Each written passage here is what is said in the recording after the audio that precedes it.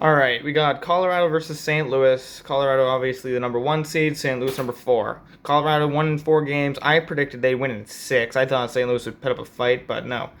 So game one, Colorado wins 4-1 with an empty netter, and that's going to be a pretty big trend for this series. McKinnon scored twice. Top line for Colorado playing good.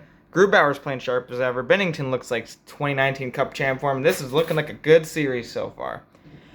Game two, Colorado wins 6-3 with 2 empty netters. That's a fun. Colorado scored 35 seconds in. Landeskog is showing he's the captain. McKinnon scores a hat trick. Their power play is good so far, and a few random goals happen. But yeah, basically hat trick from McKinnon. They scored 35 seconds in. Bennington's still playing good, and Grubauer is showing he belongs as the number one guy. Last year, the Colorado Avalanche lost in round two, I believe, in overtime of Game 7 because they had Michael Hutchison in net because Grubauer was injured. But if they had Grubauer, this could be a completely different story. We could be talking about Cup champ Colorado because Colorado and Tampa, I could not tell you who would win a series between them. That would be an amazing series. I would love to see that. But anyways, Game 3, Colorado wins 5-1 with an empty netter, and that looked like I don't know, straw that broke the camel's back, I guess. 3-0 in a series. That's very rare to come back in that. Last time I remember that is, I think 2014, Los Angeles came back from 3 down against San Jose in the first round, and they ended up winning the Cup. But Game 4, not Game 4, Game 3, Rantanen hit the post, goal for Adam Graves because Binnington tried to flying poke check. That was a weird one. Second post of the period for Colorado. Newhook gets his first NHL goal, which I have on my fantasy team, which is nice. It was kind of a weird goal on a rebound. Landeskog scores on a rebound as well. So 2 rebound goals for Colorado, just getting into those greasy areas, getting the second chances on Binnington because he's playing really good. Shorthanded goal, Bozak. An easy tap in for Brandon Saw. Defense didn't pick him up. And then a bank shot for the win. That's Game 3. And then Game 4, Colorado wins 5-2 with 2 empty netters to win the series. Tarasenko scores on a breakaway for the Blues' first lead of the series. Saad scores on a power play to tie it. The Blues bench looked just killed. They were mad. A few of them were just like yelling. I don't know. They did not feel like they had a chance after they tied that game. And then Landeskog scores. And then Rantanen scores 5-hole. And they're just picking apart Binnington at this point. Tarasenko scores, make it close. And then McKinnon scores on the empty net.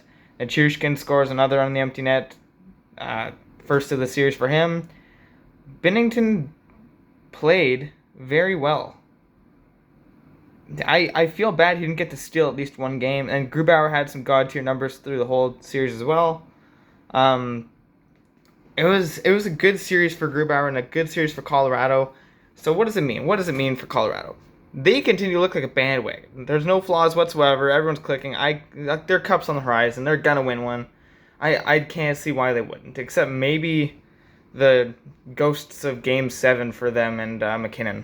But I don't see it happening. I see McKinnon getting a Game 7 win at some point soon. He's a good player. He's a good leader. I like him.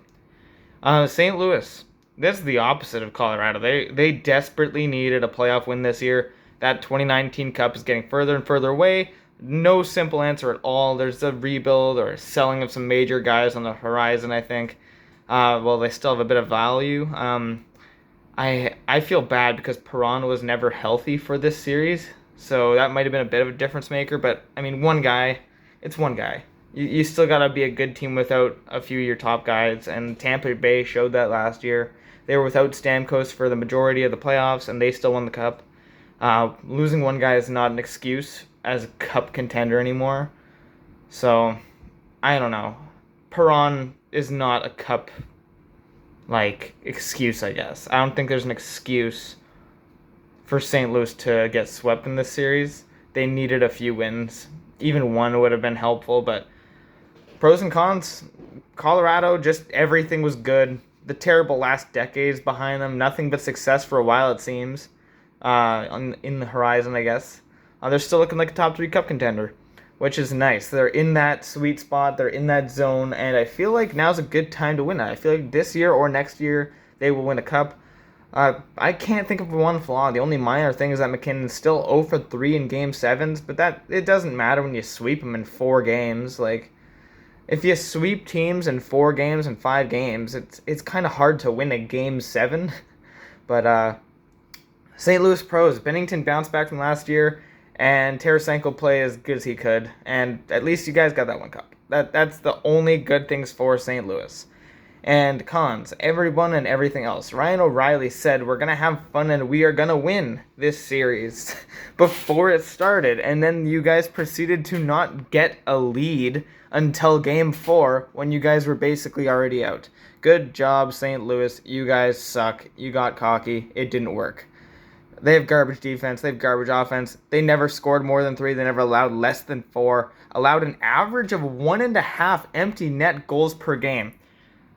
They had 2 games with 1 empty netter and 2 games with 2 empty netters. They just can't buckle down and not let them score on an empty net. They're nowhere near contention, and a rebuild this summer is really likely. I would be very, very surprised if something doesn't change fundamentally for St. Louis. They gotta make a rebuild happen soon.